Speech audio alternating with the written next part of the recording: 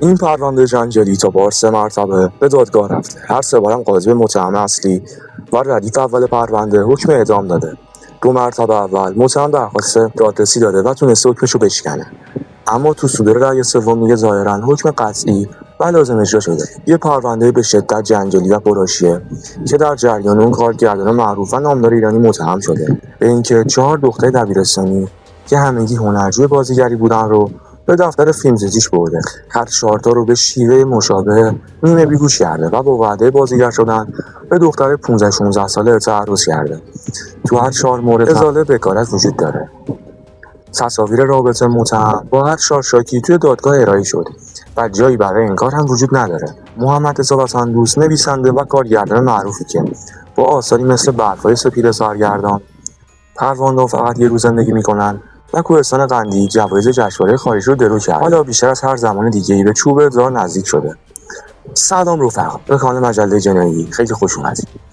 شما بیننده و شنونده پرونده دیگه از سری ویدیو ما هستید. پرونده جنایی تجاوز محمد رضا وطن‌دوست به 4 هنرجوی کم‌سن بازیگری.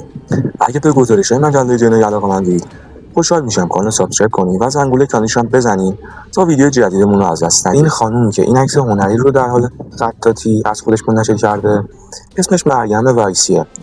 توی بیو صفحه اینستاگرامش هم خودش رو اینطور معرفی کرده: کارشناس ارشد گرافیک، پژوهشگر خط، خوشنویس و مدرس خط کوفی. اما این فقط ظاهر ماجراست. مثل اینکه خانم وایسی در خفا شغل دیگه‌ای هم داشته، شغلی که به خاطرش یه حکم خیلی سنگین گرفته.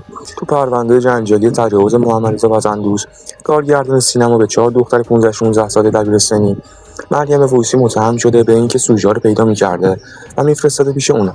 بس همه مهمتر این که لوکیشن بعضی تجاوزها خونه خود مریم بوده. پرونده این تجاوز سریالی پرحاشیه و جنجالی اواخر تابستون 1401 باز شد، جایی که یه دختر نوجوان 16 ساله به همراه مادرش میره آگاهی تهران و از یه کارگردان مشهور آشنای سینما به اتهام تجاوز شکایت میکنه. دختره که عاشق فعالیت‌های هنری بوده، واسه گذروندن تعطیلات تابستون توی کلاس یه مدرس معروفی خطاطی که همون خانم وایسی بوده ثبت نام میکنه. در خلال برگزاری کلاس‌ها مریم وایسی 40 ساله اون رو دعوت میکنه به خونش. این دختر 16 ساله هم میره خونش و اونجاست که با یه کارگردان معروف سینما توی خونه مریم آشنا میشه. کارگردان سینما همون آقای محمد رضا وطن‌دوست بوده. به دختره میگه واسه یکی از پروژه‌های سینماییش یه دختری همسن سال تو نیاز داره. رابطه دختره و آقای کارگردان از همون خونه مریم وایسی شروع میشه و کمتر از 2 هفته بعد به دفتر فیلمسازی وطن‌دوست کشیده میشه. دختره توی متن شکایتش ماجرای آشنایی و بعد هم برقراری رابطه جنسی با آقای کارگردان رو اینطوری شرح داده: من از بچگی به بازیگری علاقه‌مند بودم و وقتی مریم چنین پیشنهادی بهم داد تو پوست خودم نمی‌گنجیدم. مریم مدعی بود آقای کارگردان علاوه بر ارتباطات خوبی که تو سینما داره، به راحتی میتونه منو این شبه معروف کنه. یه قدرت ماورایی هم داره و میتونه روح بازیگر رو که لازمه موفقیت از بدیها و گناه‌ها پاک کنه. مریم حرفای عجیبی میزنه. قدری رو من تاثیر داشت که هر کاری که کارگردان می‌خواست رو براش کرد. همون روز بعد از اینکه مریم به یه بهانه‌ای از خونه رفت بیرون، اون آقا به من نزدیک شد و یه نوشیدنی آورد و با هم خوردیم. احساس کردم بیحال شدم. چشمامو که باز کردم دیدم لباس تنم نیست و توی وضعیت ناجوریم، انگار که چیز خورده باشم. نمیتونستم مقاومت کنم و اونم هر کاری میخواست با هم کرد. تحقیقات روی این شکایت شروع شد و در مورد اولیه که شکایت دومم با آگاهی تهران رسید، بازم عامل فرید مریم وایسی بوده و بازم دختر نوجوان رو به خونش کشونده و بازم همون آقای کارگردان و بازم تکرار همون سناریو و ادعای قبلی و در نهایت باز هم تجاوز به دختر زیر سن قانونی به همراه ازاله بکارت. به این متن شکایت دوم گزارش پزشک قانونی عملا ساخته شد که تایید میکرد ازاله بکارت صورت گرفته. بخشی از متن شکایت قربانی دوم رو عیناً از متن دادگاه براتون میخونم تا درک بهتری از پرونده پیدا کنید. من اصرار داشتم اونجا رو سر کنم و خانم وایسی گفتن که ایشون یه دکتر بزرگ و مورد اطمینانه. بعد از آشنایی با متهم و صحبت‌هایی هم که با ایشون داشتم، احساس کردم خواستگار من ایشون. اون آقا میگفتن که من از کودکی به خدا بس بودم و خیلی از دریافت رو از خدا میگیرم و میتونم آینده هر شخصی رو پیش بینی کنم. با همین حرفا هم اعتماد منو جلب کرد. بارها با اصرار خانم وایسی به منزل ایشون به دفتر آقای وطن‌دوست دعوت شدم.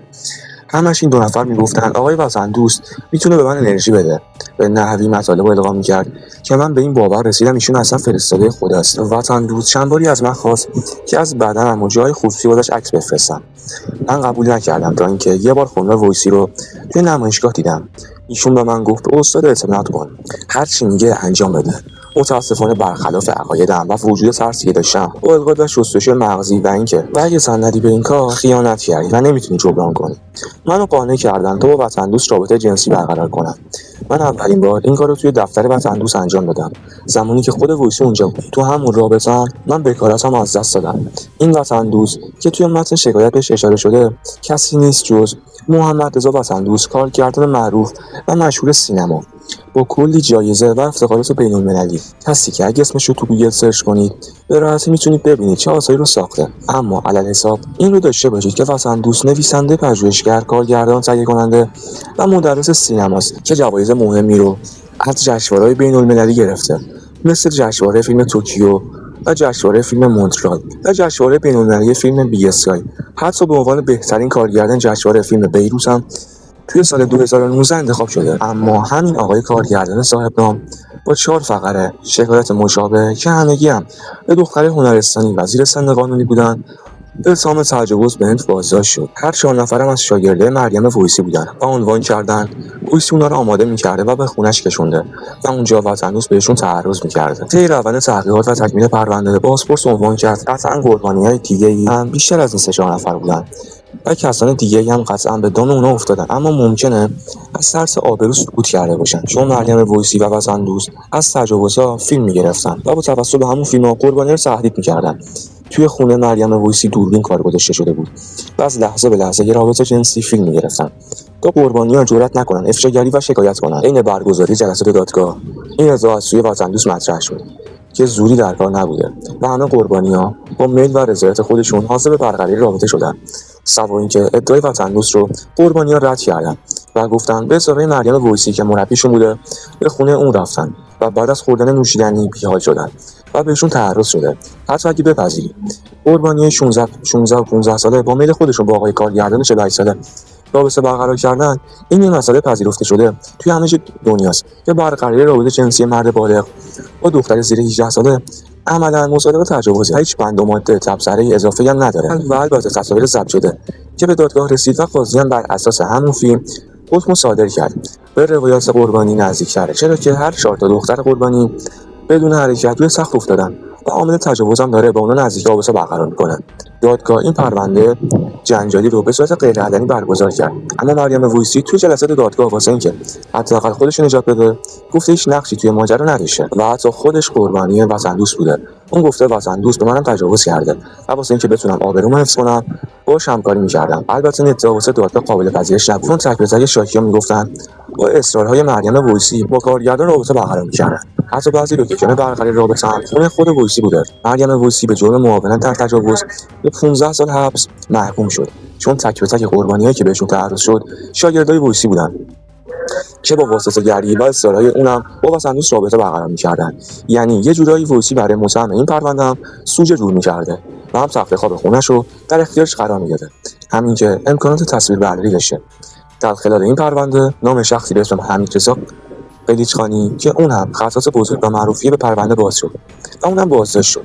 تو بازجویی از قلیچخانی معلوم شد که مریم ویسی واسه اونم سوژه جور می‌کرده و قلیچخانی کلید خونه مریم رو هم داشته و بارها با زنان و دختران مختلف اونجا رابطه برقرار می‌کرده. به همین خاطر دادگاه قلیچخانی رو هم به اتهام برقراری رابطه نامشروع دایر کردن و به 10 سال حبس محکوم شده. و حالا دیگه وقتشه برسیم به حکم پرونده وطن‌دوست، متهم اصلی پرونده. با توجه به شهادات قربانی‌ها و البته تصاویری که به قاضی و بازپرس رسید، دادگاه وطن‌دوست رو به اتهام 4 فقره تجاوز که همگی هم با ازاله بکارت همراه بوده به اعدام محکوم کرد. هر دو متهم این پرونده یعنی مریم ویسی و محمد رضا وطن‌دوست به حکم اعتراض زدند و حکم تو دیوان عالی شکست و به دادگاه تجدید نظر رفت و برگشت پرونده داوری مدارک بیشتر و روند بررسی دوباره ماجرا بیشتر از 1.5 سال طول کشید، اما در نهایت حکم اعدام آقای کارگردان دوباره صادر شد و این مرتبه دوم توی دیوان عالی هم تایید شد، با این تفاوت که حکم 15 سال زندان مریم ویسی به 20 سال افزایش پیدا کرد. ویسی حکمش رو نپذیرفت و پیگیر ماجرا نشد، اما بدیهی بود که وطن‌دوست همینجوری دست و پا بزنه تا از زیر تیغ بیاد بیرون. همینطور هم شد و اون یک بار دیگه درخواست ادعای دادرسی داد، اما روند اجرای حکم متوقف کرد. دیوان عالی هم رأی داد پرونده بره دادگاه تجزیه نظر. اواسط خرداد ماه 1405 یه بار دیگه دادگاه تجزیه نظر برگزار شد و باز هم رأی همون بود، اعدام. جزئیات دادگاه سوم 23 خرداد به رسانه راه پیدا کرد و روزنامه همشهری در موردش چیت زد و شمارش معکوس برای اعدام کارگردان شد و حالا باید صبر کنیم و ببینیم که آیا واقعا آقای کارگردان با آخر خط رسیده یا اینکه با سنجش حکمش رو به تحقیق بندازن. ممنون از اینکه تا آخر همراهی کردین. شما هم نظرتون رو در مورد این پرونده توی کامنت ها برامون بنویسین و لایک و سابسکرایب فراموش نشه. تا ویدیو بعدی، خدا یار و نگهدارتون.